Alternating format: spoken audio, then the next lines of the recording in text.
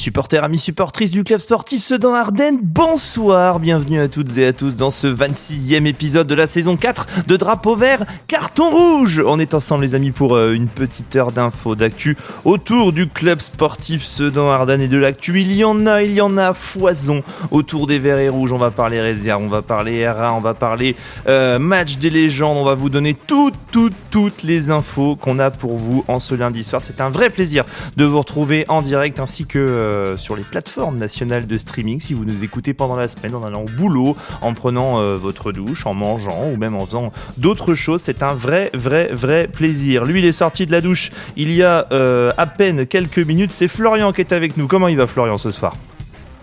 Écoute, tout va bien, je suis sec, la serviette est rangée, le gant de toilette est au propre, c'est nickel.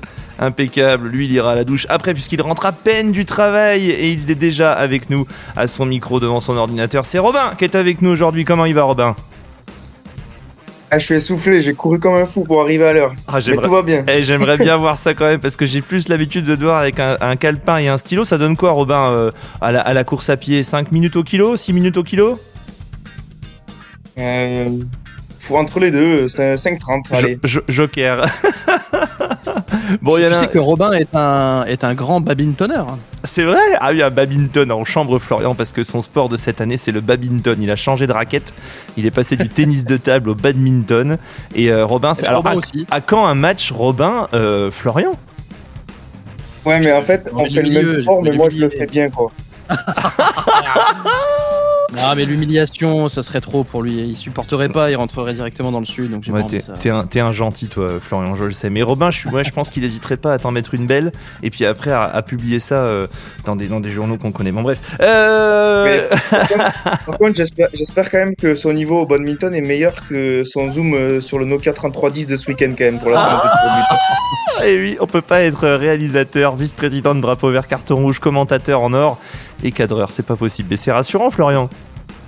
Ah écoute, c'est tout, je le fais au mieux, tu vois, je suis un peu un journaliste d'investigation, tu vois, je donne tout sur le terrain, je me donne de ma personne et apparemment ça suffit pas, donc c'est tout, c'est pas grave. Merci beaucoup Élise Lucet. Lui il a pas fait le journaliste d'investigation ce samedi à Dugoguès, mais il a fait le supporter au bord du terrain, entre autres, en plus d'être régisseur. Alexandre est avec nous ce soir, comment ça va Alex? Terminé de samedi? Salut à tous, ça va? Remis, c'était un peu spécial et j'en ai encore presque les jambes qui tremblent, mais ça va. Tu m'étonnes, il s'en est passé des choses samedi. Et puis un autre, le dernier qui est le meilleur pour la fin, que sais-je, lui il a dû trembler devant sa télé. Moi j'ai pas regardé le match en direct donc j'ai pas pu le savoir, mais la coupure elle t'a fait faire combien d'infarctus Julien samedi? Bah écoute, j'ai pas pu regarder en direct. Ah t'étais comme moi. Ouais, sur la Coupe du Grand Est, je déplace pas forcément mon agenda pour être en direct. Oh là là. Voilà, j'ai pas, mais j'ai regardé après et non, c'était un beau match. On aura l'occasion d'en reparler. C'est quand même ma compétition préférée. Donc, Julien, vice-président du fan club de la Coupe Grand Est. Le président c'est Donald. Il nous rejoindra tout à l'heure juste pour le Dudul Quiz parce qu'il nous a dit voilà, la Coupe du Grand Est, rien à branler, c'est bon, on se retrouve au Dudul Quiz. Bon les amis, au sommaire de ce DVCR 4.26, bien évidemment, on va parler de ce qui s'est passé à Dugoguès avec la victoire au pénalty du CSSA en 8e de finale de Coupe Grand Est. Mais avant, on aura le droit à la minute du district de l'ami Benoît. Je vous donnerai aussi quelques petites infos pêle-mêle, dont une grosse nouveauté dans DVCR. On en parle juste après.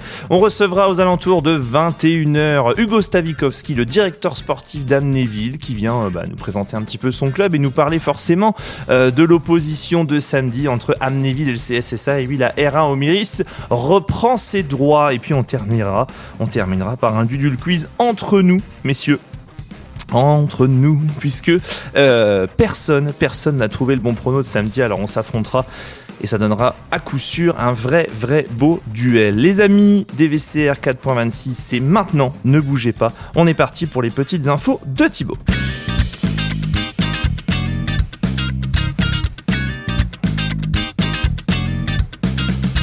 À commencer par un numéro de téléphone 0676 145 557. C'est le nouveau numéro de Drapeau Vert, Carton Rouge. Florian, est-ce que tu veux nous expliquer de quoi il s'agit ? Non. Merci Florian. Allez, info suivante. Bon allez, vas-y, lance-toi Florian. Oui, bien sûr. Non, alors Yes. effectivement, on a eu la volonté d'essayer on veut impliquer encore plus les auditeurs de DVCR dans l'émission et on s'est dit que tiens, ça pourrait être sympa pendant l'émission ou même pendant la semaine, hein, n'importe quand. Vous nous faites, vous discutez avec nous. On vous répond sur WhatsApp. Alors, on vous répond déjà sur Messenger, mais c'est vrai que sur Messenger, on va dire que c'est un peu plus pour des infos qui concernent l'association ou le CSSA. Là, l'idée, c'est vraiment que vous puissiez nous envoyer un petit peu tout ce que vous voulez et puis surtout que vous puissiez aussi nous envoyer des vocaux si vous souhaitez réagir à un sujet de l'émission en particulier. Eh ben, si ça nous paraît pertinent et si on est d'accord, on va le passer pendant l'émission et on en débattra entre nous comme ça. Voilà. Donc, n'hésitez pas, vous nous faites un petit vocal, vous nous donnez votre nom, votre prénom, enfin juste votre prénom, ça ira finalement. Et puis, vous nous dites un petit peu en 15-20 secondes ce pourquoi vous voulez débattre et ensuite on en discute tous ensemble. Voilà. 0676 145 557. Le message est passé, c'est parti. Et vous retrouvez sur l'événement Facebook des VCR le programme avec les questions que l'on va aborder tout au long de cette émission.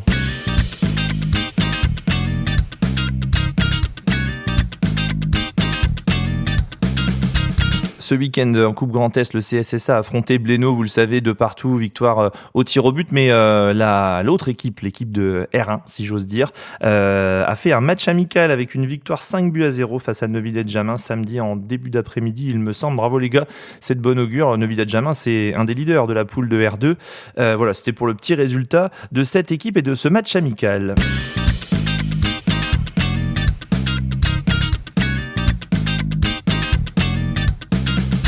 Concernant les résultats des autres équipes du CSSA, ce week-end, je vous les donne. Les U17 R1 ont été défaits à domicile face à Saint-Max Essay FC, 1-0. Les U16 Régional 1 ont été battus à Nancy par l'AS Nancy-Lorraine, 2-0. Les U14 les U14 R1 l'ont emporté face à Famec ES 34, 2-0. Bravo les gars, on continue comme ça, on continue de se battre, c'est bientôt la fin de la saison, mais il faut prendre des points, c'est important.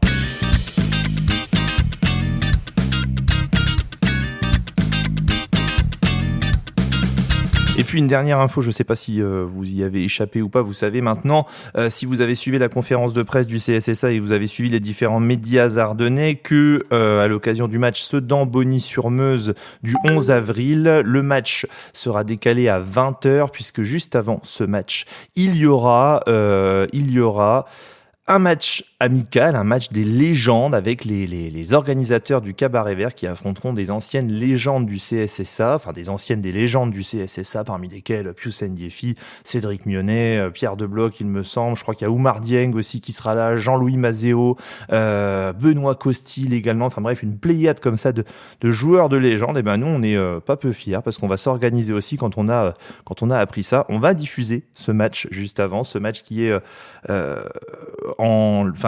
qui va être joué pour le comité départemental handisport des Ardennes, et on va mettre en place nous aussi une cagnotte grâce à deux partenaires, AH Électricité et Manéo Optique Audition Sedan. On va pouvoir vous diffuser ce match et puis derrière on diffusera également Sedan-Bonny, grosse soirée pour DVCR. Il faut savoir aussi que la veille on aura diffusé le tirage au sort notamment de la Coupe Roger March avec le district des Ardennes. Voilà messieurs, ça c'est pour tout ce qu'on va faire et pour toutes les petites infos que j'avais à vous donner aujourd'hui. On passe maintenant, sans plus tarder, à la minute du district.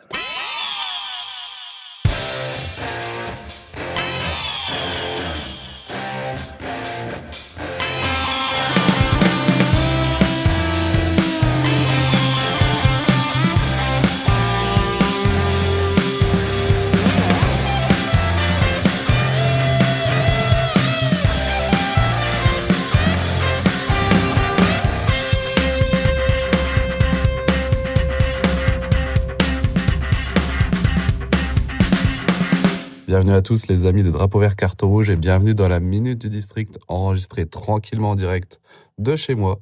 Ça m'évitera de me faire vanner par l'ami Florian comme la semaine dernière. Et ce week-end, on a eu le droit au rattrapage pour 6 équipes, si vous êtes fort en maths, c'est-à-dire qu'on a eu le droit à 3 matchs en retard. Et on a assisté à une belle victoire du SC Vivoirois sur le terrain de la Varenne à l'AMC de Charleville, 6-1 qui leur permet de recoller à la première place en compagnie des vainqueurs de l'affiche du week-end. J'ai nommé le FC Porcien qui a imposé sa loi à domicile face à Cheveuge par la plus petite des marges, 1-0 dans le 3e et dernière rencontre. Buzancy n'a pas pu continuer son rythme infernal qu'ils imposaient depuis leur prise, mais preuve qu'ils ne lâchent rien, ils ont fait un spectacle fou contre l'Entente sportive de Charleville, qui l'emporte 6-4. Au programme du week-end qui arrive, une énorme affiche du très haut de tableau Cheveuge recevra Vivarois. Nous aurons le droit aussi en haut de tableau au match Nouvion contre l'Entente sportive de Charleville. Duel des extrêmes entre Porcien et Buzancy et dans une moindre mesure, l'équipe C de l'Ocpan recevra l'Yersigny. Enfin, dans le duel du maintien, l'AMC recevra la réserve de TRM et Bonny 2 recevra Ebb. C'était la Minute du District. Bonne émission à tous.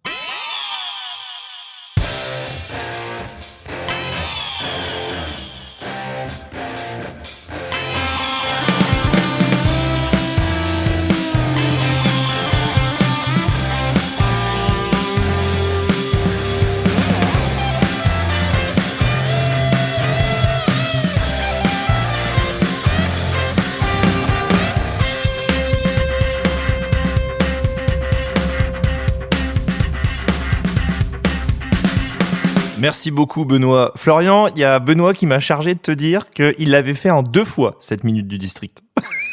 Gros Benoît, je suis fier de toi.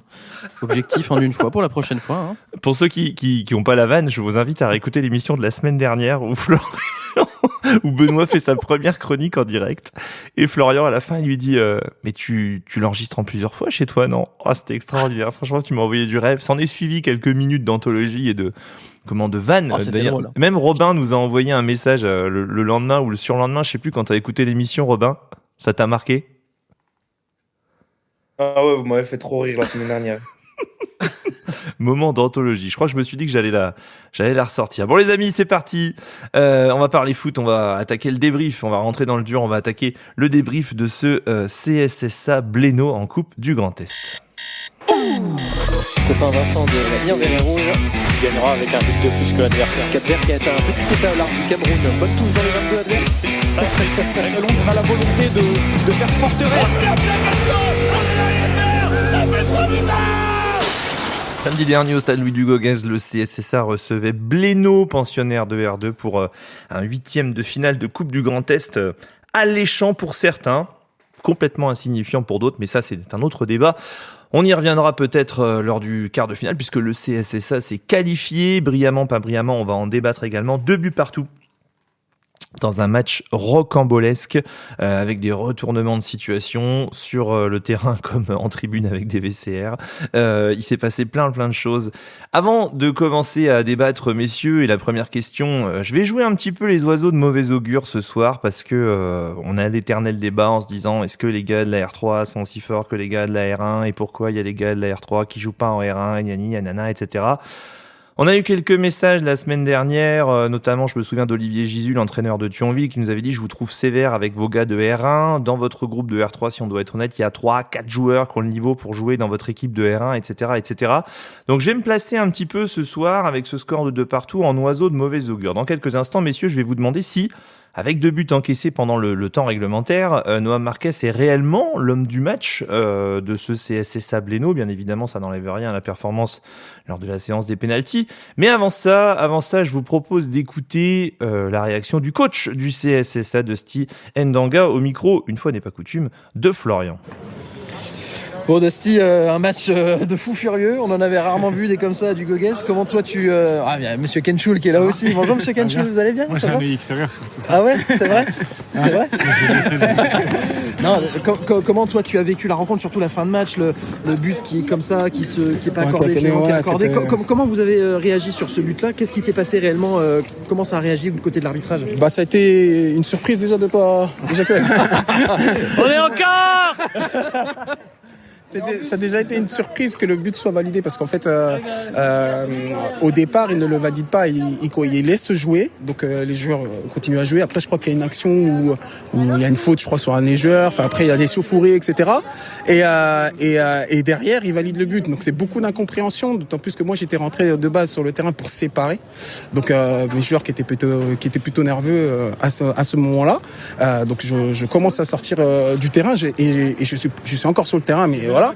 Et il accorde le but. Donc moi, tout surpris, je pense que j'ai une réaction humaine. Je vais vers lui pour lui demander pourquoi il valide le but. Je lui demande à plusieurs reprises parce qu'il ne me répond pas. Et il met un carton rouge. Donc forcément, moi derrière, j'ai peut-être une réaction un peu excessive. Mais voilà, c'était un match plein d'émotions et qui a fait qu'à un moment donné, les nerfs, on a du mal à les tenir dans ces moments-là. On a beaucoup de personnes sur live qui nous ont dit est-ce que Sedan a posé une réserve effectivement. Comment ça s'est passé ça du coup? En fait, on a posé une réserve parce que l'arbitre a laissé jouer l'action. Il a laissé jouer l'action, il a montré du bras qu'on devait continuer à jouer. Et apparemment, le juge de touche, lui, a validé le but. Donc à partir du moment où c'est l'arbitre central qui décide, donc l'action doit se jouer. Mais voilà, donc on a posé cette réserve par rapport à ça. Et on n'était pas très convaincus en toute honnêteté que ça passerait, mais voilà, on l'a posé quand même. Et puis voilà quoi. Okay. Et puis un petit dernier mot sur cette séance de tir au but. Noam, 5e tireur, c'était une volonté de sa part? Non, c'était ma volonté. J'avais dit à mes joueurs que on travaille un peu les pénaltys en veille de coupe. Donc du coup, j'avais dit à mes joueurs que je désignerais les 5 tireurs et que voilà, en gros, s'il raterait, ça serait ma responsabilité et que je la prendrais sans problème, mais que j'avais totalement confiance en lui, en eux et surtout qu'il fasse surtout confiance à Noam, que j'étais persuadé qu'il allait en arrêter. Et le 5e tireur, c'est tout simplement parce que voilà, je savais qu'il en arrêterait et que voilà, la petite cerise fait nous gagner petit. Merci beaucoup, félicitations. Merci. Voilà pour la réaction de Sti Ndanga. C'est bien aussi de l'avoir à notre micro. Je trouve qu'il est très frais. Desti, c'est un vrai bonheur que de l'entendre. On l'a déjà entendu 2-3 fois dans l'émission. Messieurs, pour être tout à fait complet, avant de parler de la performance de Noam Marquez, il y a monsieur Goronflo qui était premier assistant numéro 1 lors de ce match, qui nous a envoyé un message pour éclaircir un petit peu la situation par rapport à cet imbroglio lié au 2e but. Alors, il n'y a pas débat, on a une capture d'écran sur la retransmission des VCR où le ballon a intégralement franchi la ligne, donc il n'y a pas débat s'il y a but ou pas, c'est plutôt dans la manière de l'annoncer de la part des arbitres.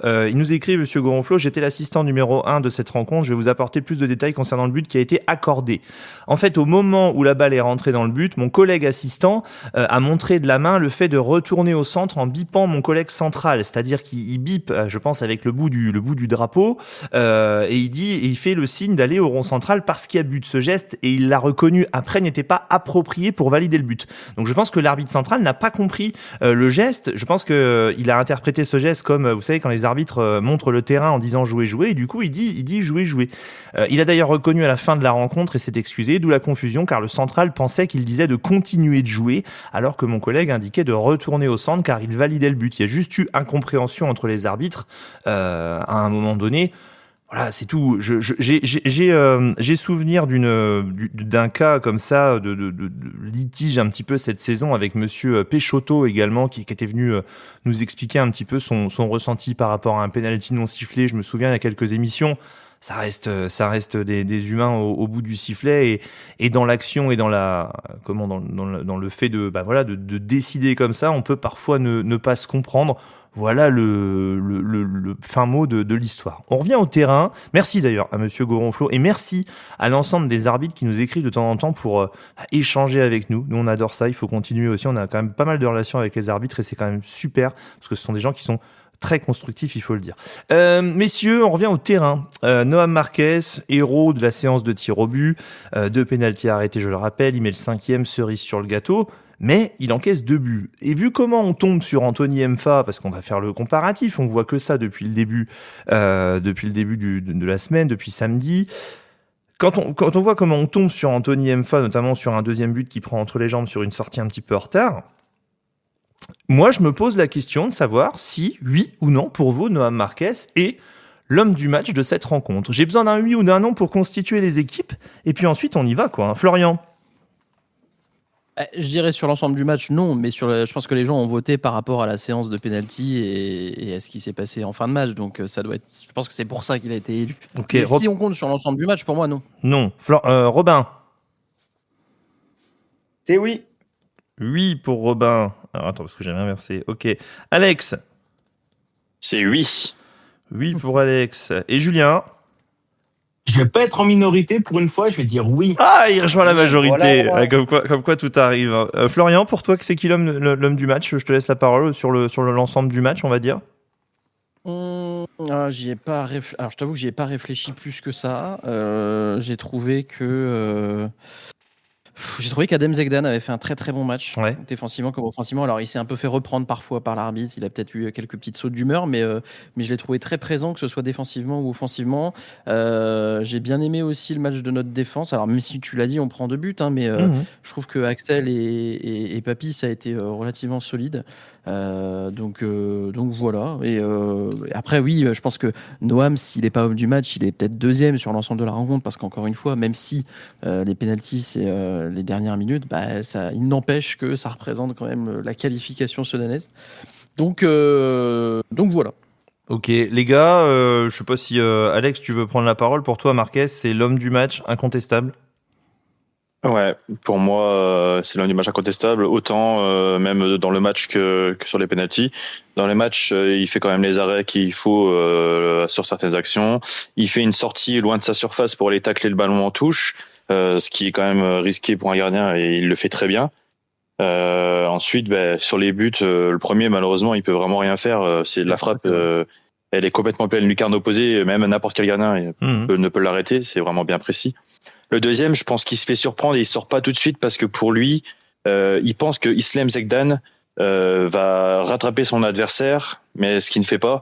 Et il est surpris, il sort tardivement et malheureusement, entre les jambes du gardien, c'est aussi bien joué de la part de l'attaquant. Donc c'est pas des buts, on va dire, où on peut lui en vouloir.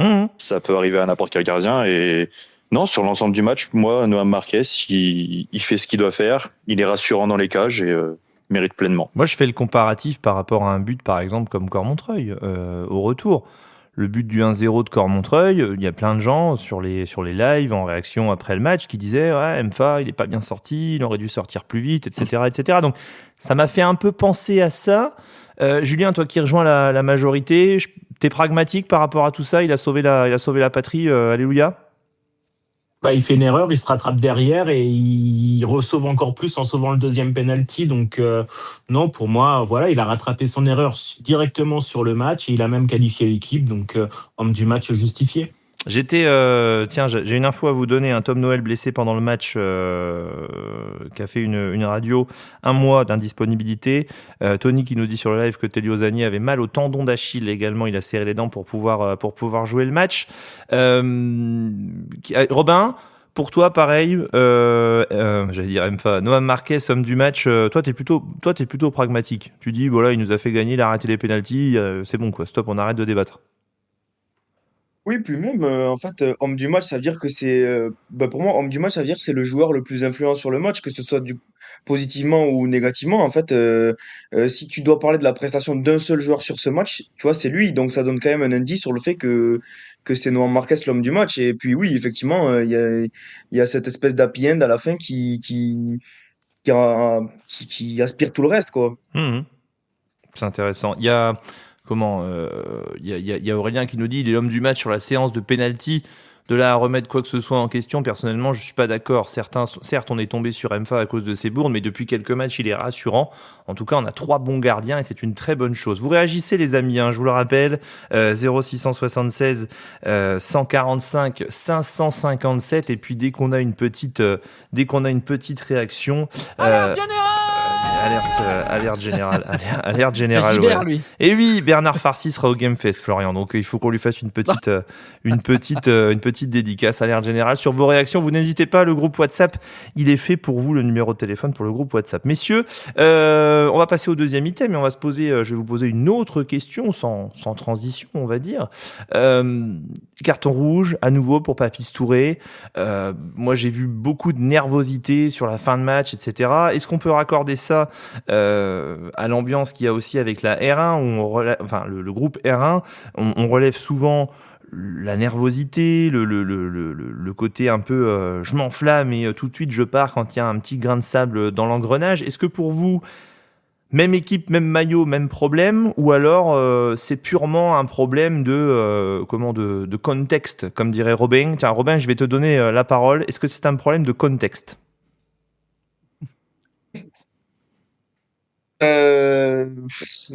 Honnêtement, je saurais pas trop dire, mais enfin, moi, je vois pas trop de lien avec la R1, pas la R1. Franchement, chaque match a son contexte, chaque match est différent.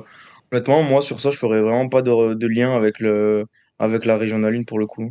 D'accord. Florian, toi qui as commenté le match samedi, le fait qu'il y ait des problèmes comme ça, le fait que bah voilà, il y a encore un rouge, Bouzatchan qui prend un jaune, Destien Danga qui prend un rouge aussi apparemment de la part de l'arbitre, j'avais pas vu ça personnellement.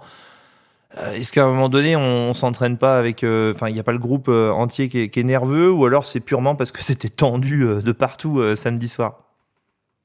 Ah, je pense qu'il y avait un peu des deux, c'est-à-dire que d'un côté, tu es sur un huitième de finale pardon, de Coupe Grand Est, donc de compétition officielle à élimination directe. Donc tu sais que bah, la défaite, c'est fin de compétition. Et puis tu viens de vivre une situation très tendue. Tu as forcément les joueurs de Blénaud qui sont tout de suite allés vers l'arbitre pour comprendre ce qui s'était passé. Les joueurs de Sedan ont voulu aussi s'en mêler. Enfin, on le sait, hein, malheureusement, ça peut aussi partir très vite dans ce genre de situation. Et voilà, je pense que c'était un joyeux mélange de contexte, de pression, de score serré, etc. Enfin voilà, donc J'aime bien on va dire que c'était logique. J'aime bien quand tu dis c'était un joyeux mélange alors que c'était un super gros bordel. Faut dire ce qui est. À un moment Je donné, voulais dire un joyeux bordel. Ouais. à un moment donné, on comprenait plus rien. Alex, toi, t'as assisté à la scène en direct. Alors moi qui étais spectateur Ouais. pour une fois de DVCR, Julien, je pense que tu me contrediras pas. Moi, je ne comprenais plus rien. En plus, le Florian, il annonce carton rouge pour Bouzatchan. Je me dis ça y est, on est à 9. Ah ben non, en fait, il a pris qu'un jaune. Ouais, parce que j'ai pas compris. Non, c'est même pas qu'il a pris qu'un jaune, c'est que je pense que j'ai confondu la personne à qui il donnait le carton parce que je pense que les deux devaient être alignés et dans mon champ de vision, ça a dû paraître pour Swale alors qu'en fait c'était pour Desti. Et Mais ouais. je pense que tu confonds aussi parce qu'en fait, il le sort 2 fois le carton rouge pour bien faire comprendre à Desti qu'il doit sortir, qu'il a pris le rouge. Et à ce moment-là, Bouzatchan est juste à côté de Desti. Et c'est vrai que bord terrain, en fait, moi, de la situation, je l'ai bien vu puisque je la regardais, puisqu'on fallait vraiment qu'on comprenne ce qui se passe. Et c'est vrai que déjà, ça part d'une situation où il y a une touche qui doit être jouée. Sedan veut la jouer rapidement, ce qui aurait pu, du coup, permettre de pas valider le but, puisque si le jeu est joué, comme un arbitre l'avait dit, si le jeu est joué, on ne peut pas revenir sur une décision. Là, du coup, en fait, le joueur de Blénaud vient empêcher la touche d'être effectuée, ce qui fait que du coup, ça crée un peu une tension. Tous les joueurs se regroupent, ça crée une petite bagarre. L'arbitre qui vient derrière, lui, à se dire, en gros, effectivement, il y a but, qui rajoute une autre tension. Il y a peut-être eu des mots qui ont été dits, nous on sait pas, voilà, chacun se défend, mais effectivement il y a des rouges qui ont été sortis pour calmer le jeu et puis voilà. Mais après oui, là, comme dit Flo, c'est la tension, c'est une question de élimination directe. T'es quand même chez toi, tu veux quand même faire bonne impression à ton public, surtout que faut rappeler que pour un match de Coupe Grand Est, on était 1086 supporters en comptant les invités, les abonnés, les gens qui ont payé leur place, les enfants. Donc 1080 personnes pour un Coupe Grand Est, franchement, ça donnait envie d'aller jusqu'au bout, se battre et gagner quoi. Ouais, ça commence à voilà, les gens commencent à adhérer au projet de cette Coupe Grand Est aussi, et puis peut-être le fait de revoir Axel Villiers, Telio Zanier, Papis Touré, enfin tous ces joueurs qu'on n'a plus l'habitude de voir cette année, ça a certainement aussi motivé les gens. Quart de finale, on rappelle que la finale aura lieu à Thionville, au stade Guentrange, 2h15 de route. Je vous le dis.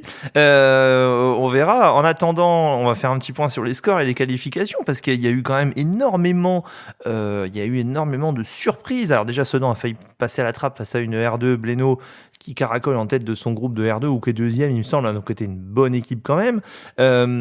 Victoire de Saint-Dié 1-0. Donc Saint-Dié qualifié. Il y a Sarre-Union aussi qui s'est qualifié.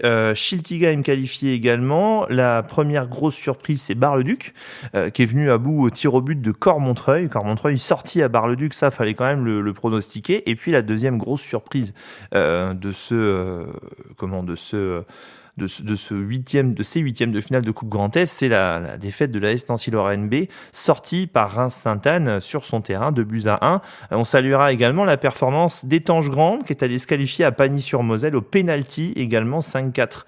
Le tirage au sort, chers amis, il aura lieu mercredi prochain à 13h, donc mercredi 25 mars à 13h, on en saura plus. Et alors pour le coup, il n'y aura plus après de suspense, puisqu'on va tirer du côté de la Ligue Grand Est un tableau complet. C'est-à-dire que derrière, on saura comment se passeront les quarts de finale, demi-finale et l'éventuelle finale à Gaine-Tranche. Enfin, en finale, il y aura toujours 2 clubs, bien évidemment. Peut-être que le CSSA y sera. Messieurs, j'ai une question pour vous, un peu gratte-poil aussi. Une équipe de R3 contre une équipe de R2, de partout. Un match finalement, surtout au niveau du score à l'arrache. Le CSSA n'a jamais mené au score à domicile samedi. Est-ce que finalement, les gars sont pas en train de montrer un peu leurs limites, tant ils en ont bavé pour venir à bout de Blénaud. Pour vous, est-ce que c'est pas un peu révélateur aussi? Est-ce qu'on donnerait pas un peu raison aussi à ceux qui disent depuis le début de saison, attention, la R1 c'est du haut niveau, et notamment, je reprends les propos d'Olivier Gigu la semaine dernière, l'entraîneur de Thionville B, qui disait attention, tous les gars de la réserve n'ont pas le niveau pour venir jouer en R1, je vous trouve sévère. Julien, je sais que toi t'aimes bien et t'as l'analyse un peu assez saine et pragmatique là-dessus. Est-ce que finalement, samedi soir, malgré la qualif, malgré effectivement, on est tous très contents que Sedan soit qualifié, on a hâte de les revoir en quart de finale et de revoir cette équipe, puisque visiblement c'est eux qui vont vivre cette épopée à fond. Est-ce qu'à un moment donné, t'as pas montré un peu de limite, quoi? Non, pas forcément, puisqu'au final, sur les tours précédents, ils ont quand même battu des R1. Alors là, il y a peut-être le contexte d'avoir été mené rapidement, cette histoire du but validé, pas validé, etc. Donc non, je pense que ça peut être un match un peu moins bon, mais sur le reste de la saison, ils ont quand même montré de très belles choses, que ce soit en championnat ou en Coupe du Grand Est. Donc on peut pas juger le niveau seulement sur ce match, mais il faut prendre sur la globalité des compétitions. Ok, Robin, même son de cloche de ton côté, ou alors, oui, effectivement, c'était -1, quoi. Oui, c'était -1, mais d'un autre côté, pour répondre à ta question, non, ils ont pas trouvé leur limite puisqu'ils ont encore gagné. En fait, de manière assez Ouais. pragmatique, comme tu disais, voilà, tant qu'ils ont pas perdu, on peut estimer qu'ils ont pas trouvé leur limite, quoi. Oui, ils s'en sont sortis. Alex, Florian, même son de cloche de votre côté, c'est gagné et ça passe, quoi. Moi, je suis d'accord avec Robin. On n'a pas les limites dans le sens où ça passe, on gagne. En plus, on les a vus acharnés, déterminés. On avait quand même la possession du ballon, on avait les occasions. Bon, après, on n'a pas réussi à les mettre plus, alors qu'on aurait dû peut-être ouvrir le score aussi en premier. Moi, j'ai trouvé qu'on a été dominateur et justement qu'on a montré pour une équipe de R3 qu'on a un très bon niveau. Et effectivement, on peut pas comparer avec la R1, ça je suis d'accord, puisque la R1, on le voit depuis le début de saison que c'est un championnat très difficile. J'ai encore discuté avec Yanis Kenchul qui était justement venu voir le match. Il me fait trop rire, Yanis Kenchul. Il me fait trop rire. Il est là tout le temps. J'ai commenté d'ailleurs en disant mais il dort à du Gogues, lui c'est pas possible. Il était encore avec les gars, mais c'est génial, hein. Il est partout. Tu disais quoi, Yanis Kenchul? Ouais. Et du coup, lui, il a bien dit effectivement que la R1, même lui, qui a l'habitude de jouer en R1 et qui sait qu'il y a des gars de niveau N3 qui ont dit en gros que la R1, faut pas croire, c'est très difficile. C'est des gars qui sont pas là pour forcément jouer au ballon comme on peut voir dans les professionnels. C'est des gars qui vont essayer de gêner de leur manière. Donc il faut s'habituer à l'adversaire et pour eux, c'est pas forcément facile. Donc la R1, ça va être dur jusqu'au bout. Ouais, non, mais c'est tout. On verra au fur et à mesure, et puis il y aura peut-être d'autres jours. C'est vrai qu'il y a peut-être des mauvais jours, il y a peut-être eu des choses aussi. Il y a des gens qui soulignent la qualité de l'entrée de Patrice Soucia. Également, Tony qui nous disait que Dan, Zanier, Bouzatchan, Messaoud ont évolué à plusieurs reprises en vrai, ont toujours répondu présent. Oui, je suis d'accord. Après, sur le cas de Sofiane Ahmed Messaoud, un peu moins sur des gros matchs, mais c'est vrai que ce sont des joueurs qui apportent satisfaction régulièrement au cœur de la R1. Messieurs, on va en terminer avec ce débriefing de CSSA Blénaud. Je le rappelle, mercredi 13h, le tirage au sort du tableau complet des quarts de finale, demi-finale et finale de cette Coupe Grand Est à laquelle on commence à prendre goût. Et Julien, un quart de finale de Coupe Grand Est, ça va commencer à titiller un peu, non, quand même? Oui, évidemment, ça va m'intéresser de façon accrue. Il va en fait, tu sais, Florian, j'ai l'impression qu'il se dit bon, allez, je vais lui dire oui, comme ça il va me foutre la paix, parce que si je continue à dire non, il va venir me chercher encore toutes les 2 minutes 30 et là j'ai pas le temps. Non mais si on va en finale, je viens à Thionville.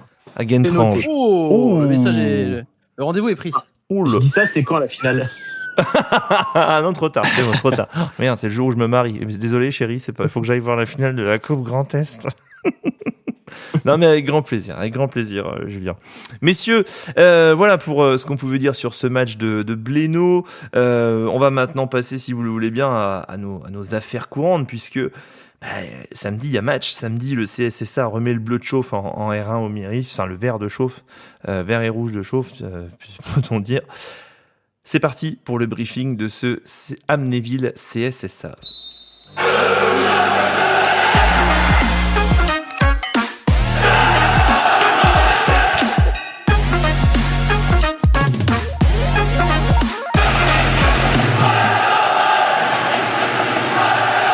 Samedi prochain, 20e journée de R1 en Miris, c'est le début du sprint final pour le CSSA qui se déplace à Amnéville.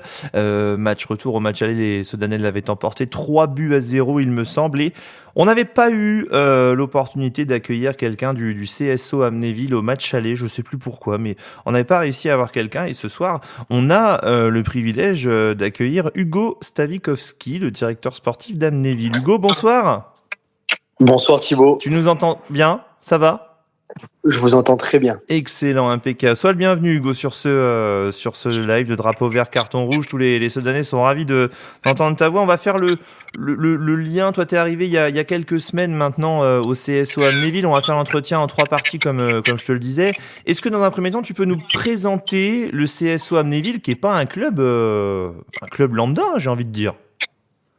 Bah écoute, oui effectivement. Alors le CSO Amnéville, c'est un club phare en Moselle, un club qui a été longtemps derrière le FCMS. Déjà en termes de niveau, et après même en termes d'exigence sur la région en termes de jeunes. Voilà, c'est un club qui a connu le CFA et le CFA2 à l'époque, donc maintenant N2, N3. Un 16e de finale de Coupe de France en 2003 quand même pour le club d'Amnéville, ce n'est pas rien. Aussi des infrastructures de très très bonne qualité. Et surtout un club qui a connu le 19 nationaux et 17 nationaux. Malheureusement, difficile de s'y maintenir pour un club amateur, mais qui a connu quand même les joies de ce niveau-là en jeune. Donc ça montre aussi la structure et le niveau de compétence des éducateurs. Après. Combien de licenciés à Amnéville actuellement? Actuellement, on est à 350 licenciés. Ça fait des gros clubs, hein, c'est fou. Hein. Ça fait un très gros club. Alors, on va s'intéresser plus particulièrement à l'équipe première. Je voulais revenir un petit peu sur. On en a parlé dans le drapeau vert carton rouge tout au long. Alors, vous n'étiez pas notre fil rouge non plus, faut pas exagérer. Mais vous avez eu quelques soucis. Je voulais revenir un petit peu sur cette saison qui est particulière pour vous. Vous soufflez le froid, le chaud. J'ai en mémoire une défaite, je sais plus, 9 ou 10-0 à Saint-Méziéry. Vous avez battu Bonny il y a 2 semaines. Vous êtes allé perdre là-bas ce week-end. Qu'est-ce qui s'est passé à Amnéville ces derniers mois pour que ça vacille comme ça? Écoute, c'est vrai que c'est une saison assez rocambolesque. Je pense que c'est une saison qui est enrichissante quand on y est, mais c'est vrai que c'est aussi stressant. C'est aussi stressant quand on est à l'intérieur de tout ça. Pour te faire un petit peu rapidement le feedback de cette saison un petit peu. C'est au début le club dirigé à l'époque par Yann Le Certeur qui était le président, qui était en charge du club, avait lancé la saison plutôt de manière positive avec un bon début de saison. Et derrière, on arrive à peu près sur une période en octobre où là, le club s'effondre. Les joueurs s'en vont sous cette faute un peu du président. Alors, j'ai pas tous les tenants et aboutissants encore de tout ça parce que moi, je viens d'arriver. Mais en tout cas, voilà, un gros problème de comité directeur et de président. Donc, les joueurs se sont arrêtés là. Plus de comité directeur, donc plus de président. Plus de joueurs, match, comme tu as pu voir, match remis contre Pagny-sur-Moselle. Ça a été sur un forfait parce qu'on n'avait pas. Alors on avait les jeunes disponibles. Pagny était d'accord pour reporter le match, mais pas la ligue. Donc forcément, on était à moins de 24 heures du match quand on vous a dit ça. Donc forcément, on perd ce match par forfait et on prend un point de pénalité. Derrière le match de Bonny, pareil, remis, parce que toujours pas de président. Et donc du coup, on a eu l'accord cette fois-ci de la ligue parce que notre maire nous a appuyés justement parce que le stade était fermé, plus personne ne pouvait rentrer dans le stade. D'accord. Une séance d'entraînement, tout le monde à l'arrêt. Donc vous pouvez vous imaginer que 350 licenciés à l'arrêt, voilà, c'est quelque chose que moi en tout cas j'ai jamais vécu et je souhaite à personne de Oui, vivre parce que cela en ça tant a que touché président. toutes les catégories, quoi. Ça a touché toutes les catégories Ouah, c'est fou. parce que du coup tous les matchs de l'ensemble des jeunes ont été remis. D'accord. Donc voilà, c'était très compliqué. Et arrivé mi-novembre, on a le nouveau président, donc à l'heure actuelle Ali Méchéri, qui a décidé de se lancer, de prendre le pari, de restructurer tout ça. Ali Méchéri qui est aussi président du club du futsal du CSO Amnéville, donc la CS futsal d'Amnéville, donc qui est en quart de finale de coupe nationale maintenant au niveau U18. Donc on est content aussi d'avoir ça dans notre projet. Mais voilà, il fallait se remettre sous le pied de la selle tout de suite parce que c'était pas évident. Et donc voilà un petit peu. Et derrière maintenant, sur la deuxième partie de saison, un nouveau coach aussi, parce que forcément plus de coach et plus de coach diplômé qui était en charge de l'équipe première. Donc du coup, Romain Perfetto a décidé de se lancer aussi dans le pari. Et à l'heure actuelle, j'ai envie de vous dire que le pari est plutôt bon et l'équipe pédagogique maintenant en place est de manière structurée. Donc voilà, on repart sur quelque chose de carré, de solide, pour remontrer aussi en Ligue Grand Est et dans notre poule de R1 qu'on fait partie aussi des équipes assez on va dire ambitieuses, et voilà, on remet un peu le CSO Amnéville sur le devant de la scène. Et la saison là va vous servir de tremplin. La mayonnaise est en train de prendre. Comment t'expliques la victoire à domicile face à Bonny et la semaine d'après la défaite 2-0 à Malissay? J'ai vu que vous aviez pas pu aligner la même équipe parce que le match avait été reporté de très très longue date, c'est ça? C'est ça. Alors le match a été reporté de très longue date. Alors après, par rapport au match, le match retour qui s'est joué à Amnéville chez nous, on a gagné 3-2, mais c'était un match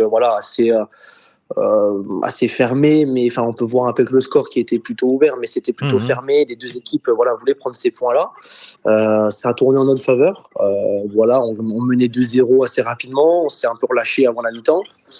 Et après, c'était une deuxième mi-temps très fermée des deux côtés.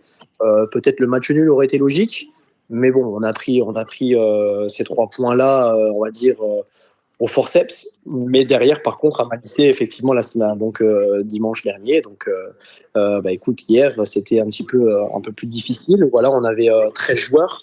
Un joueur, malheureusement, n'est pas venu parce qu'un peu blessé, donc on est parti à 13. Et après, au bout d'un quart d'heure de jeu, 2 blessés. Oui, donc malheureusement, plus difficile. Et après, je pense qu'on n'a pas su avoir la même intensité sur le match qu'on avait joué à Amnéville que sur le match d'hier. Donc on ne pouvait pas prétendre à grand-chose par rapport à hier, sachant qu'on avait aussi 3 U18.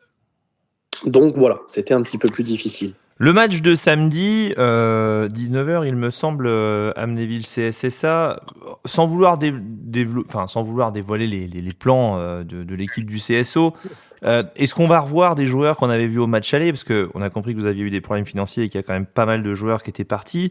Est-ce que certains sont revenus, ou alors est-ce qu'on va voir une équipe quasiment complètement nouvelle, j'ai envie de dire? Alors on a quand même des joueurs qui sont de retour. On a quand même des cadres qui sont revenus par rapport au projet, par rapport au discours du président et par rapport à ce qu'on met et ce qu'on va mettre en place par la suite sur le long terme. Après, la même équipe, ça sera pas la même équipe, mais avec des joueurs cadres seront présents. Je pense à un ancien sanglier, Maxime de Tadeo, qui sera là, bien sûr, qui recrue, on va dire, au projet et qui bien sûr est de retour parmi nous. Et c'est un très bon renfort pour nous, et surtout un garçon et un mec rempli de bonne foi et de générosité, et surtout un cœur vert peut-être rouge encore, mais vert et blanc aussi. Donc on a cette chance là parce que c'est un gars formidable, et donc voilà, qui a forcément certains aussi qui sont revenus grâce un peu au retour de Maxime, mais en tout cas on aura les anciens seront là, avec aussi d'autres joueurs forcément qui ont ont pris le pas par rapport à tout ce qui a pu se passer par le passé. Ça marche. Bon, merci Hugo. Nous, on sera là, en tout cas. 18h, prise d'antenne sur Drapeau Vert Carton Rouge. Et puis le match, 18h30. Le prix de l'entrée à Amnéville ? 5 euros. 5 euros pour le club. Et puis, bon, buvette et restauration sur place, j'imagine. Exactement. Et l'ouverture des portes, combien de temps avant le match ? On sera à 18h30, 18h30 l'ouverture des portes. Et le match, c'est à quelle heure ? 19h30. Ah, alors sur le site de la Ligue, je l'ai encore à 18h30, moi. Donc, mais normalement, il va bouger. Alors, Vous êtes les premiers au courant. Au courant déjà, mais Ouais. en tout cas, la demande a été faite auprès de la Ligue. Alors peut-être la Ligue n'a pas encore répondu. D'accord. Mais en tout cas, on a demandé à avoir un match à 19h30 pour justement avoir un stade peut-être bien rempli et puis surtout de pouvoir faire une belle fête au stade André Valentin. Super. Et ben ouais, j'ai vu qu'il y avait. Alors pour nous, c'est tout confort. Hein. Déjà, il y a des tribunes. J'ai vu qu'il y avait un emplacement pour mettre les caméras. On est déjà super heureux de venir. Ah bah là, franchement, vous allez être au top du top. Ah non, tout est fait. Donc là, c'est un stade. Je vous ai dit, hein, c'est un stade niveau N2, peut-être même N1. Donc on c'est est pas cool. mal. Bon, on a hâte de venir voir tout ça et puis d'assister à cette 20e journée. Merci beaucoup Hugo. Et puis Merci à bonne vous encore. semaine d'entraînement, bonne semaine de gestion au CSO. Et puis on se voit samedi pour ce match. Merci à toi, Thibaut, encore. Merci à vous. Bonne fin d'émission. Je vais suivre ça et puis surtout samedi. Super. Merci, à samedi. Merci à vous.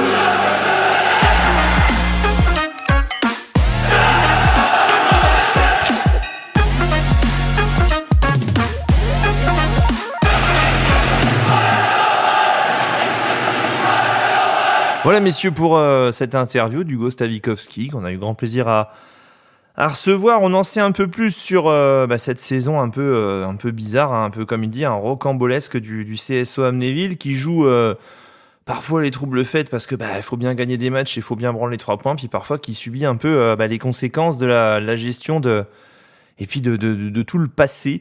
Messieurs, déplacement à Amnéville, stade super. Moi, je pense super conditions de jeu. Match piège. Alors, c'est un peu la question toutes les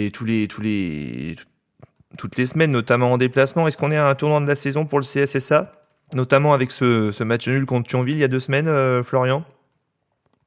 Je sais pas, j'ai l'impression qu'on dit qu'on est à un tournant toutes les semaines. Mais oui, c'est une saison de virage à droite. Bah oui, c'est ça. Non, je pense que comme chaque match, de toute façon, ça va être la même chose sur tous les derniers matchs qui restent. C'est prendre conscience de l'enjeu, effectivement, ne pas se soucier de ce qu'il y a derrière parce qu'on a encore la chance d'être maître de notre destin. Donc, il va falloir tous les gagner. Hein. De toute façon, il n'y a pas le choix derrière et ça nous laissera sûrement aucun répit. Donc, et puis on a largement les capacités pour aller faire un résultat là-bas. Donc, il faut se réveiller un petit peu ou en tout cas redevenir l'équipe qui était crainte de début de championnat et monter au créneau. Du répit, on va en avoir d'une certaine manière parce que le lendemain, le 29, il y aura un Cormontreuil-Épernay, ce match qu'on attend toutes et tous. Alors il y a l'occasion en cas de match nul pour le CSSA de reprendre une bonne bouffée d'oxygène et à moindre mesure, si l'un vient à l'emporter face à l'autre, on n'aura plus qu'un seul concurrent direct, bien qu'il reste quand même 5 journées derrière, mais on y verra quand même certainement un peu plus clair. Après, je préférerais que Épernay gagne face à Cormontreuil, puisque actuellement il y a quand même 6 points d'écart entre Épernay et Cormontreuil. Donc, oui, mais il y a si 2 matchs de Épernay retard. pouvait gagner, ça m'arrange. Oui, il y a 2 matchs de retard, effectivement. C'est vrai Ça que reviendrait à 40, potentiellement à 43, mais au moins tu les laisses au même niveau que Cormontreuil, potentiellement. Quoi. Oui, ça veut dire. Si Épernay gagne. Alors ça veut dire qu'Épernay pourrait revenir à... non, c'est pareil. Moi, je préférerais que Cormontreuil l'emporte parce que derrière, toi, tu vas encore jouer Épernay, quoi. Et ce serait bien d'éliminer Épernay parce que là-bas, lors de l'avant-dernière journée, je le rappelle, les 3 derniers matchs du CSSA, c'est accueil de Pagny-sur-Moselle qui, en ce moment, cartonne, est quand même sur une belle dynamique. Le déplacement à Épernay, les amis, attention les ballons, ce sera un dimanche d'ailleurs, parce que les 2 dernières journées de R1 doivent se jouer le dimanche. Et puis la réception d'Étanges Grande, qui est en quart de finale de la Coupe Grand Est, qui est tranquillement 5e de ce championnat de R1 en étant promu, encore une fois, donc qui fait une super saison et qui prend confiance comme ça au fur et à mesure, qui va venir dans un stade dans lequel les mecs vont forcément donner. Julien, il faut monter en régime pour toi par rapport à Thionville, ou alors est-ce que on risque de rencontrer peut-être une équipe un peu moins forte que Thionville et du coup il va se passer la même chose qui se passe d'habitude, c'est-à-dire qu'on va arriver à avoir cette équipe d'Amnéville à l'usure. Je schématise un petit peu, mais je te lance, quoi, tu vois. Faut pas baisser de rythme. Déjà, ce sera une bonne chose. Et non, faudrait passer un peu à la vitesse supérieure. Moi, j'étais le premier la semaine dernière à dire qu'il y avait un peu urgence et qu'il fallait aller un peu plus loin. Donc, non, faut passer la vitesse ou commencer à remarquer beaucoup.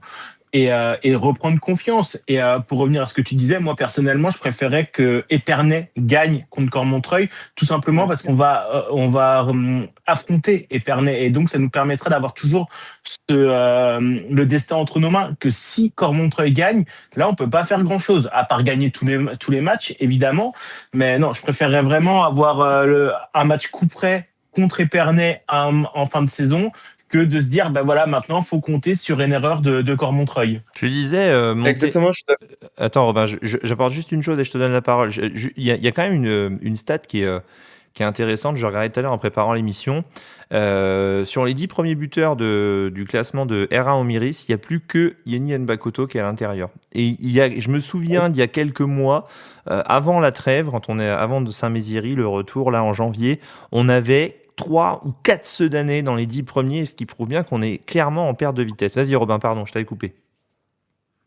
J'allais dire que je suis vraiment d'accord avec ce qu'a dit Julien parce que, en fait, ton raisonnement, Thibaut, il revient à dire que tu pars perdant contre Épernay. Alors que, en fait, non, quoi. Donc, Non, je pars pas perdant, je me dis juste que je préférerais avoir un duel à distance plutôt. Enfin, franchement, vu notre propension à monter en pression dans les matchs coup près, je préférais qu'il y en ait le moins possible. Vous voyez ce que je veux dire? Après, il peut y avoir un retournement de situation. On n'est que le 23 mars et dans les 2 mois qui viennent, il y aura peut-être une prise de conscience, je sais pas, une adaptation. C'est juste ça. Je préférais qu'il y ait le moins de matchs coup près possible, quoi. Alors, de toute façon, il y en aura. ouais, mais au moins, tu gardes ton destin entre tes mains et puis Épernay a 2 matchs en retard. C'est pas 2 matchs gagnés, hein. C'est pas deux victoires non actualisées. C'est 2 matchs à jouer. Donc, ils peuvent aussi faire 1 ou 2 faux pas. Donc, voilà. Il y a Bonny à domicile pour Épernay. Il y a un Épernay-Bonny. Et le deuxième, je sais plus, je l'ai perdu. Je l'avais dans mes notes, mais je les retrouve pas. Faut que j'écrive un peu mieux quand même. Sinon, j'arrive pas à retrouver ce que j'ai écrit. Bon, bref.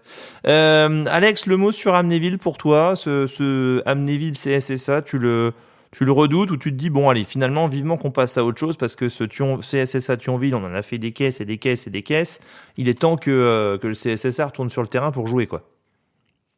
De toute façon, comme je l'ai dit tout à l'heure avec la réflexion de Yanis Kenchul, la R1 c'est difficile, donc tous les matchs vont être à redouter. Il faut prendre Amnéville tout de suite au sérieux, tout de suite les dominer, aller chercher le premier but rapidement pour essayer justement de leur mettre une pression de sorte qu'ils se fatiguent plus vite et d'aller chercher, comme disait tout à l'heure Julien, beaucoup de buts. Alors on ne demande pas à ce qu'on gagne 6-7-0, mais au moins aller mettre 2-3-0 facilement sans se mettre en difficulté et en danger. De toute façon, il faut pas compter sur les défaites ou les matchs nuls de nos adversaires de derrière, puisque là, pour moi, je crois qu'il reste 7 matchs ou 8 matchs. C'est des finales, donc il faut tous les gagner. Il faut pas penser à derrière. Il faut juste se dire, on prend les 3 points à chaque match. Et puis, comme ça, au moins, on sera sécurisé pour les barrages. Il reste 6 matchs. Hein. Tu es dans un groupe à 14, ça fait 26 journées. On sera à la 20e, 20, 21, 22, 23, 24, 25, 26. Non, il reste 7 matchs. Il en restera 6 après Amnéville. Il y a Martin sur le live qui est d'accord avec Florian et avec Robin et Julien qui dit je suis d'accord avec Julien, l'idéal c'est un nul entre les deux le week-end prochain ou alors une victoire d'Épernay pour avoir. Et tout le monde veut un duel œil contre œil, dent pour dent. Non, c'est pas ça. Tout le monde veut un duel entre Épernay et Sedan à l'avant-dernière journée. Bon, bah écoutez, pourquoi pas, hein, moi aussi. Hein. Il y a Mélanie qui nous dit on va rentrer à 3h du matin d'Amnéville. Bah ouais, avec un match à 19h30, il y a de fortes chances pour qu'on rentre très tard. Mais bon, c'est pas grave ça. On fera autre chose dans l'après-midi. Messieurs, dernière question. Dernière question pour ce débat, ce Amnéville CSSA. Et je reviens sur la performance de la Coupe Grand Est et du groupe R3. Si vous aviez un joueur, 2 joueurs, 3 joueurs, je sais pas, 4 joueurs de ce groupe R3 qui a joué samedi à garder et à intégrer dans l'effectif du groupe R1. Alors je parle pas du 11 titulaire, hein, bien évidemment, mais au moins des 14 qui vont aller à Amnéville samedi. Lesquels seraient-ce ? Alors je vais vous laisser le temps de réfléchir, sauf Florian. Parce que quand on lui laisse le temps de réfléchir, en général, il dit moi, je sais pas, un menu best-of, maxi best-of Coca Zéro, et puis après ça part en bouffe. Donc je crois que sa question c'était est-ce qu'on mange au Burger King samedi ? Une salade, ouais, la salade de Florian. Bon, Florian, tu gardes des joueurs ou alors tu fais confiance à un groupe estampillé R1 qu'on revoit régulièrement depuis plusieurs semaines ? Pour moi, tu peux te permettre d'avoir quelques joueurs du groupe R3, je pense, qui peuvent apporter des belles choses. Je pense à Sofiane Ahmed Messaoud. Est-ce qu'on considère qu'il est R1 ou R3 maintenant ? Je ne sais pas, mais en tout cas, pour moi, c'est quelqu'un qui peut apporter. Telio Zanier, pareil. Noah Marquez aussi, potentiellement. Est-ce qu'on peut avoir aussi on l'a déjà vu, hein, mais Sohail Bouzatchan aussi sur le côté quand il est performant, quand il a cette capacité. En fait, il a cette capacité de percussion et de dribble. Donc, c'est ça que je trouve très intéressant, et surtout au niveau R1 où tu as cette possibilité de faire des différences comme ça. Donc, ouais, voilà, les 3-4 joueurs que je pourrais potentiellement voir dans le groupe A. Ouais. Vous avez vu, il est bon hein, quand il réfléchit pas. Bon, moi, je suis bon tout le temps, tu sais. Oui, je suis bon tout le temps, ça va. Ou alors tu réfléchis rarement. Ça va. Allez, Florian, une réaction ? Merci, Florian. Alex, tu gardes des... Je l'attends au virage. Non, mais explique-nous pourquoi ce genre de remarque, ça te fait du mal, Florian. Oh, ça me fait pas du mal. On s'en bat les couilles. Merci, Florian. Et du coup, ça me fait pas du mal, si seulement. Alex, tu gardes des joueurs du groupe R3 à mettre dans le groupe R1 samedi prochain ? Ouais, moi, j'aimerais bien revoir s'il est revenu de blessure, c'est Bouoli. Il était là samedi, ça avait l'air d'aller un peu mieux, donc j'aimerais bien revoir Bouoli, avoir un attaquant, un neuf, ou alors Patrice Soucia qui effectivement fait une excellente rentrée. C'est lui qui te marque le deuxième but, qui t'emmène au péno. Donc des joueurs comme ça. Telio, bon, malheureusement, il a serré les dents, donc je pense qu'il va un peu être mis au repos ce week-end, donc faut pas trop compter sur lui. Après, j'ai bien aimé aussi la prestation d'Antonin Rousseau. J'aimerais bien aussi, pourquoi pas, ramener un petit plus, parce que moi, ce qu'il a apporté, que ça soit au milieu ou en attaque, il a démontré qu'il avait des capacités à gêner l'adversaire. Donc moi, j'aimerais bien le voir, Antonin Rousseau aussi. Je pense c'est les trois que je pourrais retenir. Le tort d'Antonin Rousseau, enfin le tort, le problème d'Antonin Rousseau, c'est qu'il s'est blessé pendant 3 ou 4 mois l'année dernière complet. Et que le train est parti sans lui, clairement. Mais il est absolument pas étranger au résultat de la R3 cette année et au fait que tout le monde se balade dans cette équipe. Julien, t'as vu Julien Alexandre, quand il veut motiver Elise Bussaglia à prendre des joueurs de R3, il prend un peu une voix de crooner, quoi. Il fait ouais, moi je pense qu'ils sont super bons. Tu sais que j'ai parlé avec Elise, attention, fais gaffe. Oh là là, pardon, je vais te vous voyer du coup. Merci. Il y a Valentin sur le live qui nous dit pourquoi ne voit-on plus Roman Marbehan, il est blessé. C'est blessure sur blessure pour Roman pour l'instant. Noam qui nous dit moi je prends Adem, Noam et Patrice Soucia. Julien, tu rajoutes des gens ou alors tu dis non, moi je fais confiance au groupe R1 là, les Nbakoto, Moulenda, Moukam, Kenchoul, j'ai Mabunda, Sanogo etc. Qu'est-ce que tu dis ? Je suis le premier à soutenir la R3, donc non, un Zanier ou un Zegdan, c'est vrai que ça pourrait faire du bien. Bon, après, ça va dépendre des blessures et tout. Un petit retour d'Axel Villière, voilà, la petite Madeleine de Proust, ça pourrait faire du bien aussi d'ici la fin de la saison. Même si c'est vrai que c'est pas en défense qu'on a le plus de difficultés en R1, on va pas se mentir, mais voilà, juste pour le plaisir, revoir Axel en championnat en R1, ce serait pas mal. Ok. On est meilleure défense, hein, si je dis pas de bêtises. Bien sûr, on est meilleure défense. Oui, c'est pas en défense qu'on a le plus besoin. C'est on est meilleure défense avec 8 buts concédés. Ouais. Ouais, juste 8 buts en R1, ouais. Robin, tu prends des joueurs ou pas ? Bon, je vais redire tous ceux qui ont déjà été cités. Telio, Adem déjà, et puis Et puis moi j'adore aussi Soel Buzachan. Il est très jeune et tout ça. Il a une grosse marge de progression, mais son style de jeu, moi perso, j'adore. Donc voilà. Ok, bon. Toi, tu vas faire plaisir à Camille ce soir, toi. On attendra avec impatience les 14 d'Élise. Alors je pense qu'elle n'emmènera pas 14, hein, mais 15 ou 16. Habituellement, ils envoient au moins 2 gardiens et puis un joueur en réserve au cas où il y ait un blessé pendant l'échauffement ou un joueur qui doivent se tester. En tout cas, on sera là. L'info principale, c'est que le match aura lieu samedi. Non pas à 18h30, mais à 19h30. Ça devrait être officialisé par la Ligue Grand Est dans les prochaines heures ou les prochains jours, mais ce sera 19h30. Donc prise d'antenne, 19h, jour de match en direct d'Amnéville, avec l'ami Florian dans le camion, je sais plus qui, Romain, enfin bref, toute l'équipe Drapeau Vert Carton Rouge, je crois qu'on est 12, 13 ou 14 à partir samedi, ce sera un vrai plaisir, ça repart à l'aventure Florian, ça faisait longtemps qu'on n'avait pas fait un gros déplacement comme ça. Ouais, on va s'amuser un petit peu, ça va être sympa. On va faire des blind tests. En tout cas, depuis le retour de Florian, il n'y a que des conneries. Hein, donc,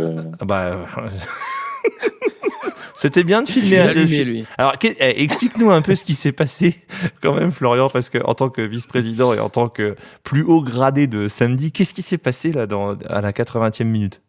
C'est pas 80e, t'es gentil, 90e. Il s'est passé que tout simplement il y a eu une coupure de courant dans le côté présidentiel au 3e et au 4e étage. C'est bon ça. Voilà, donc il y avait plus d'électricité dans les prises. Alors je sais pas si au niveau de l'éclairage c'était encore bon, mais en tout cas le panneau d'affichage vu qu'il est branché côté présidentiel était éteint. Toutes les prises, tous les blocs prises se sont coupés. Enfin bref, c'était une galère sans nom. Et donc forcément, tout de suite, dès que ça coupe, pendant 30 secondes, je me dis bon bah qu'est-ce qui se passe ? Et puis après, je me dis bon bah allez, on va faire à l'ancienne. Hein. J'avais jamais eu autant de personnes sur un live depuis mon téléphone. Alors Mélanie m'a précisé qu'apparemment il y a eu 2 spots au-dessus d'eux qui ont sauté aussi. Hein. Ouais, donc voilà. Il s'est passé quelque chose. Bon, et puis dis-nous aussi parce que au moment, non mais ça c'était ouf. Au moment où le courant a été rétabli, Axel a plongé au-dessus, je sais pas quoi, il est allé rebrancher rapidement sur une prise qui alimentait. Au moment où vous avez rallumé le PC, mise à jour. Voilà. Non, surtout le plus drôle. Merci Windows. C'est quand ça a coupé quand même. Merci Windows. Tu démarres le PC à 16h, le machin il démarre sans problème. Le truc il s'éteint à l'arrache complète à 20h. Non, mise à jour. 4 heures après, quoi. Super. Donc, ouais, apparemment, c'était épique. Bon, c'est tout, voilà. Jour de match, les amis, samedi prochain en direct d'Amnéville, 19h pour la prise d'antenne et on aura résolu ce problème de coupure de courant. Ne vous en faites pas, ça y est, on est déjà en train de travailler dessus et normalement, on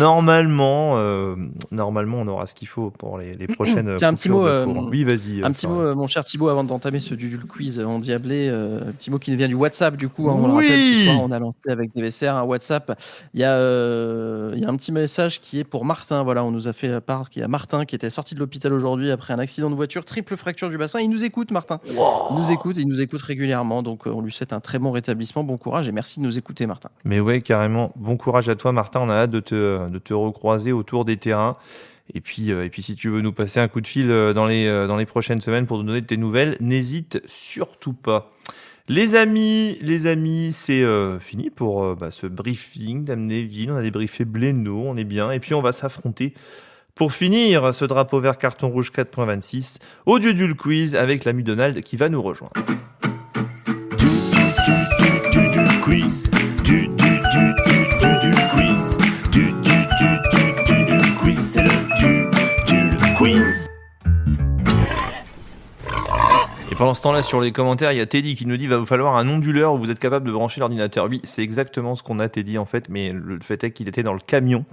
On avait ce dispositif de secours pour pallier aux prises de courant et aux appareils à croque-monsieur des stades champêtres, on va dire. Donc, on l'avait laissé dans le camion. On pensait pas que ça nous arriverait à du Goguet. La dernière fois que ça nous est arrivé, c'est à Rethel l'année dernière. Donc voilà, on pensait que ça pouvait nous arriver qu'à l'extérieur. Et ben non, on s'est fait avoir à domicile. On ne se fera plus avoir. Monsieur Donald est-il avec nous ? Salut les gars. Il est là. Salut Donald. Comment il va, Donald ? Que penses-tu de la Coupe Grand Est ? Ah, ça y est. Non, pardon. Tiens, On s'en bat les couilles. Merci, Donald. Non, il aurait été là, il aurait changé d'avis comme moi. Parce que moi, franchement, j'ai été vraiment satisfait du match là. Alors, Non, mais Donald, le match avait l'air joli. oui. Le scénario, en plus, avec la petite sorte de tir au but, Dunn qui marque, ça peut que faire plaisir, puis ça fait plaisir pour les gars. Et après, ça change rien au fait que la coupe en question ne sert à rien. Ça aurait été aussi beau si ça avait été la coupe du sud des Ardennes. Quoi. Mais Il n'existe pas, mais il mériterait d'exister. au fond, une coupe, ça sert pas à grand chose, une coupe. Tu vois, regarde à la Neuville, t'en as plein. Ah non, t'en as pas plein à la Neuville. Si, peut-être un tournoi de Sixte à Juniville. Rigole pas, il y a eu la des coupe de belles cheveux années. de Donald déjà. Il y a eu des belles années dans le temps à la Neuville. Ils ont eu le niveau équivalent R3 aujourd'hui, il y a une vingtaine d'années. Quoi. Oh, la vache, la Neuville en temps La Neuville, ils sont surtout pleins à force de boire des coupes, oui. Ah bah oui, la Neuville, ils boivent des coupes, oui, effectivement, je te le fais pas La dire. coupe est pleine. Bon, aujourd'hui, c'est plus pareil, évidemment. Ah bah non. On existe, c'est déjà ça. On On a va pas se plaindre. T'as juste changé de Bon lettre. alors, T'es passé les de gars, la R3 à vu la qu'on n'a pas de D3. candidat, Oui. je vais déjà commencer par faire une petite, un petit échauffement, on va dire. Ah. Je vais faire en sorte d'en éliminer un. Oh merde. Bon Alexandre, Comment bonne on va soirée. s'y prendre comment on va s'y prendre? Ce ne sera pas arbitraire, hein, on va jouer. Je donne une feuille de match. Chacun votre tour, vous m'en donnez un. Le premier qui me dit une connerie, il va au vestiaire. Oh la vache. Oh, ouais, non. Bon ben Florian, au revoir. On dirait. Non, ça dépend de l'année en vrai. On dirait Alors, ma mère les gars, quand elle avait Je passé une demande sale le monde, journée. c'est pas moi qui saute. Hein. Il y a aucun monde où c'est pas moi qui saute. D'accord. Je demanderai uniquement les joueurs de Sedan, s'il vous plaît. Ouf. Sur ce Ah ouais, match en plus. Oui, parce que j'ai pas envie d'y passer la nuit. Sur ce match qui a eu lieu le 30 mars 2012 entre le CS Sedan-Ardennes et le RC Lens en Ligue 2 à l'époque. Et c'est la dernière dans Ligue 2. Et comme je vais pas vous laisser le temps de chercher, à toi Thibaut, donne-moi-en un. Johan Eudlin. Alors, Johan Eudlin, c'est peut-être déjà la première connerie. Eh oui. Bon bah voilà, merci, bonne soirée Thibaut. Merci. Moi j'aurais dit Ulrich Ramé. Allez. Ramé, ça marchait. Merci. Ramé, ça marchait, tout comme Pogba, Yves Traoré, Abdallah, Bon bah, Nel Carroll, Jérôme Lemoigne. bah de rien, Johan écoutez, Cour. ça me fait plaisir. Bon, bref, Allez, bonne nuit Thibaut. ça, c'est réglé. Bon, du coup, maintenant, on va former les équipes. D'un côté, je vais mettre les deux plus anciens contre les deux plus récents. On va mettre Flo et Alex contre Julien et Robin. Ça vous va? Bon, ça me va. Allez. De toute manière, vous n'avez pas le choix. Alors, à quoi on joue? On va jouer au jeu, le jeu le plus historique du quiz, à savoir Le 4 la version question pour un champion, où je vous donne un indice, après je vous en donne un autre, 4 points, 3 points, 2 points, vous laissez la main, vous la prenez, et vous marquez les points seulement si vous avez la réponse avant la fin, évidemment. Donc je vais d'abord laisser le choix on va dire aux petits nouveaux. Donc Julien et Robin, est-ce que vous prenez ou est-ce que vous laissez la main? Je vais quand même vous donner un indice. L'indice pour cette question, c'est la mousse allemande au Ballon d'Or. Ouah. L'indice qui généralement ne sert à rien. Mais si des fois vous avez une petite idée, bon. Est-ce que vous prenez la main ou est-ce que vous laissez la main, sachant que pour info, si vous n'avez jamais joué au jeu, la plupart du temps, le premier indice, c'est juste la date de naissance du gars. Donc à moins d'être très très fort en anniversaire, vous risquez de ne pas trouver l'indice à 4 points. On peut laisser la main à nos charmants adversaires. Voilà, ça me paraît être un choix C'est pas une bonne idée. un choix Julien, je connais judicieux. toutes les dates de naissance. Je connais toutes les dates de Tu naissance. parles. Eh ben Flo, tu vas pouvoir nous le prouver. Donc je suis né le 22 mars 1988. Bien sûr, je l'ai, c'est évident. Je l'ai. Non, Johan Eudlin. 88, il a 37 ans. Oh l'autre, ça y est, il va faire semblant de Il peut savoir. avoir, Après, moi j'aurais dit un Michael Le Bihan, mais pas sûr. Samir Eh Eneli non, pas du tout. à Brest, non? Pas du tout. Donc, indice à 3. Alors, par contre, oui, du coup, le fait que Alex ait dit une connerie laisse une chance à ses adversaires de tenter un truc aussi à 4 points. Si vous va voulez laisser donner un nom, défiler allez-y. Non, mais on va laisser défiler le temps jusqu'à 3, il n'y a pas de souci. Ok, alors allons-y pour l'indice à 3 points. J'ai débuté en Ligue 1 avec Rennes et Boulogne entre 2007 et 2011, évoluant notamment sous les ordres de Landry Chauvin et Laurent Guyot. Bira Dembélé. Oh, c'est excellent. C'est oui. excellent. Ça fait 3 points. Attends, Bien joué, Julien. c'est Et oui, qui, donc le joueur Bira Dembélé. Bira Dembélé. Dembélé. Bira Dembélé Grand joueur qui a évolué pendant 2 ou 3 ans à Sedan quand même, en faisant, je sais pas, 10 matchs. Alors, ouais, il a pas brillé sous les ordres de Laurent Guyot, d'ailleurs. Ouais, comme Samir Eneni, quoi. Et il a même fini par jouer avec la réserve jusqu'au dépôt de bilan. C'est bien ça. Il n'y a pas grand monde qui a brillé avec Laurent Guyot, on va pas se mentir. C'est vrai. Donc pourquoi Bira Dembélé? Parce que la mousse allemande, c'est la bière. Et du coup, au Ballon d'Or, Dembélé. Ah, ok. J'avais tout compris. Ouais. Voilà. Donc du coup, la main chez Flo et Alex, vous la laissez, vous la prenez? Bon, on va la laisser aussi. Prenez-la, les gars. Eh bien, si vous la laissez, voici la date de naissance pour Julien et Robin. Je suis né le 30 septembre 1967. Wow. Johan Odlin. Il va avoir 50 ans. Alors là, je sais Bon, pas du tout. on laisse la question à 3 points. Noro. Non, Noro, il est un peu plus jeune quand même. Mais bon, c'est pas grave. Vous voulez tenter quelque chose à 4 points, Flo et Alex? Est-ce que tu connais quelqu'un, Flo, à 59 ans? C'est ça, enfin 58, 59. Ouais, son père. Mon père, mais à part lui. Non, mais de Sedan, les gars qui ont joué. Il est dedans, mon père. Ouais, mais bon. Ce n'est pas ton père, Flo, désolé. Ah merde. On va donc passer à la question, enfin l'indice à 3 points. Allez, vas-y. J'ai évolué à Sedan lors de la saison 94-95 au poste de défenseur. 94, 95. Cédric Elzéar. Alors, Elzéar est une mauvaise réponse. Est-ce que vous voulez tenter quelque chose, Julien et Robin? Non, on va peut-être assurer le coup en allant à l'autre indice. Alors l'indice à 2 points est pour vous. Mais c'est à Reims que je suis le plus célèbre, étant l'entraîneur des Rouges et Blancs qui connaît à ce jour la plus grande longévité. Le trade, pardon, David Guillon. David Guillon est une excellente réponse. Ça fait donc 5-0. 5-0 pour les petits nouveaux. Les petits nouveaux qui mettent une raclée donc à Flo et Alex qui ne pourront pas gagner. On va faire la dernière question pour le fun. C'est comme le match amical de ce week-end. Ouais, il n'y a pas eu de suspense. Voilà. On n'entend C'est plus ça. Florian. David. Bon, alors, je vous donne l'indice quand même, Julien et Robin, au cas où vous vouliez tenter avec ça. Presque comme une parler tomate. uniquement à Julien, il joue tout seul. C'est vrai. Du coup, on n'a C'est pas vrai entendu que l'indice. Il est nul, mais il est lucide. Robin. Je redonne l'indice que personne n'a entendu, donc presque comme une tomate. D'accord. Ok. Est-ce que vous donnez la main à Flo et Alex? On donne la main, t'en penses quoi? Oui, Allez, bien sûr. alors je suis né le 2 juin 1991. Ok. Il a 34 ans. Ouais. Merci Florian. C'est pas des chiffres et des lettres, hein. De toute façon, Flo, il est rouge comme une tomate. Pour moi, c'est rouge. Hein. Après, mais il y a quoi avec rouge? Presque comme une tomate, il a dit. Ouais. Johan Odlin. Je sais pas. Mais ferme-la, toi. Putain, il va nous faire Non, chier. Va au vestiaire, toi. J'en sais rien. Bon, alors on passe à l'indice à 3 points pour Julien et Robin. Formé à Lens en tant que milieu relayeur, je joue seulement 5 matchs en pro avec les 100 et or. C'est pas beaucoup. Vu qu'il est rouge, ce serait pas Rogy? Eh oui, c'est encore 3 points pour Julien. Tu vois, je t'avais dit que c'était rouge. Putain, j'en doutais. Bon, bah voilà, ça s'appelle une belle raclée, 8-0, 0-8. Voilà, c'est l'hommage. Oh oui. C'est fait.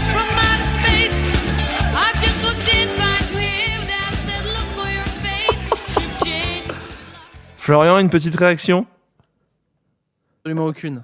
Merci. Si, il faut une réaction quand même là. 8-0. Il faut Non mais. admettre ta défaite et dire qu'on a été meilleur.